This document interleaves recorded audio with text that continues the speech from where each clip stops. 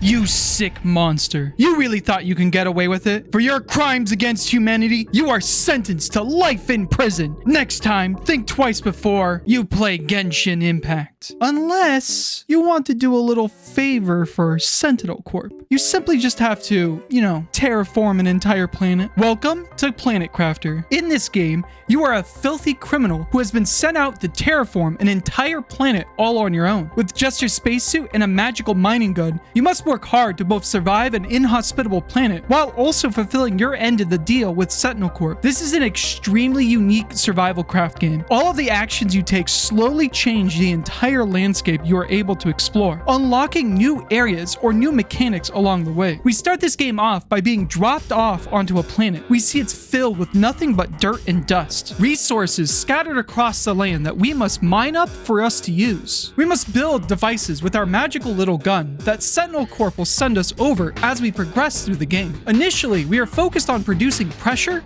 heat, and oxygen. But before we build anything, we must do some mining. Thankfully, because of our mining gun, harvesting these resources is as simple as a click of a button. As soon as you click on these, you'll see the gun suck up the resource, though it honestly looks like you're harvesting much more than you actually get. After we get these, we can start building. To build up pressure, we have to create these drills. These will progressively get bigger and bigger over time as we unlock technologies. However, after we build one, we notice it doesn't do anything. Come on, do something. Well, that's because we need power. Generating electricity is an important resource in the game. If you have too many devices sucking up electricity, then what's provided in the grid, every building will shut off. So we must build ourselves a wind generator and boom, now our drill works. This will continually build up pressure no matter what you are doing, so you don't have to worry about it ever again. The thing I really like about this game is that the crafting system is very simple. In other games, you'll have to connect power lines or connect other devices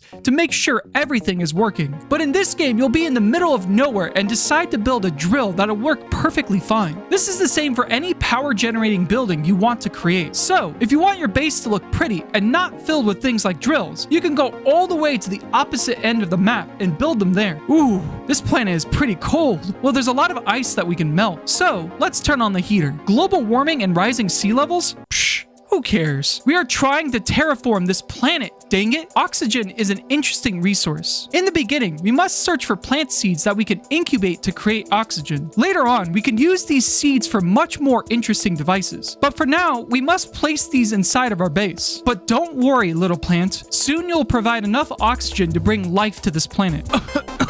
Oh, wait a second. I'm running out of oxygen. Oh God. I forgot the planet doesn't have any oxygen. Ah! Remember, this is a survival craft game. You'll need to make sure that your needs are met. Your food, water, and oxygen. For some reason, your food is also your HP, so you can literally break your legs by jumping off a cliff, and then just eat an MRE and be perfectly fine. Initially, you'll be able to find food all around the map in chests, but these supplies will dwindle quickly, so you better act quick and start finding ways to grow your own food. Funny enough, gathering water is extremely easy at the beginning. Because the planet is so cold, there is ice everywhere on the map. You can mine the ice and use the crafting table to create water bottles. Your thirst will drain faster than your hunger, so you'll be collecting ice more often. As the game progresses further and your heaters heat up the planet, the ice will slowly start melting. This will actually lead to the ice resources to disappear, so we have to figure out more creative ways to collect water. Finally, we have our oxygen, or what I would call the "oh shit, we gotta go back inside" meter. Until you upgrade your oxygen canister, your oxygen meter will drain very quickly, causing you to go back and forth between collecting resources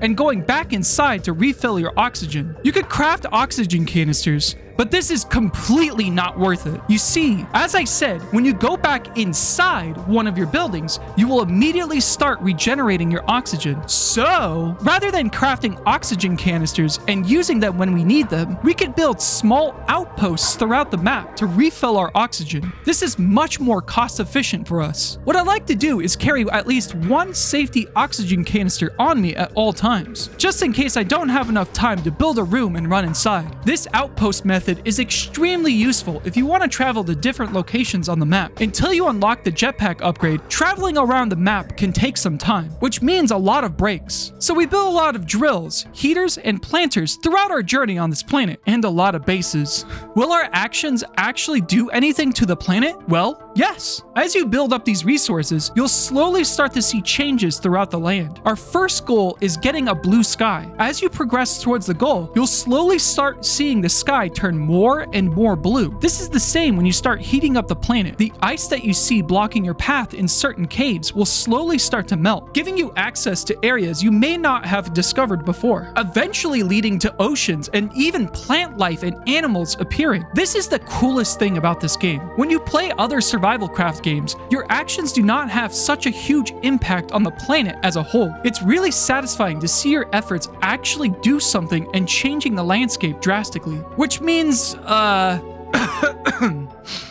you should probably not build your main base where you start the game. Let's just say you might have a bit of a flooding issue. So is the main gameplay loop of Planet Crafter really fun? Well, if you like constantly collecting loot and build things, then yes. For the most part, the first half of the game will just be you looking at the floor for specific resources. And like I said, you'll be running back and forth from your outpost to manage your oxygen. Which, by the way, these resources will not respawn. Once you mine them up, they will be gone permanently. The only way you could find more in the same area is if meteors fall from the sky. But we won't really have to worry about that. There is a lot, and I mean a lot, of resources scattered around the map. If you really can't find a specific rock hundreds of feet away from your base, you should try exploring more often, rather than hunkering down in one area the entire game. When we get to the second half of the game, collecting these resources will be a lot easier, because we will unlock the mining drill, the best building in the game. As long as you have power, this thing will drill for resources non-stop, depositing anything it finds in its chest. The thing that is absolutely amazing about this thing though, if you place it in specific locations, it has a chance of giving you special resources, such as uranium, iridium, sulfur, etc. This will ultimately save you so much time in the long run, especially if you find the super alloy farm location. Planet Crafter is an amazing survival game that you should try out right now. There's a good reason why this game has overwhelmingly positive reviews on Steam, because it's super fun. I can't wait to see what their recently announced DLC has to offer. Hey, check out the Twitch channel if you want to catch me playing something like this live. Caress that like button if you enjoyed the video, and let me know if there's any game you want me to talk about in the comments below. Thank you again for watching,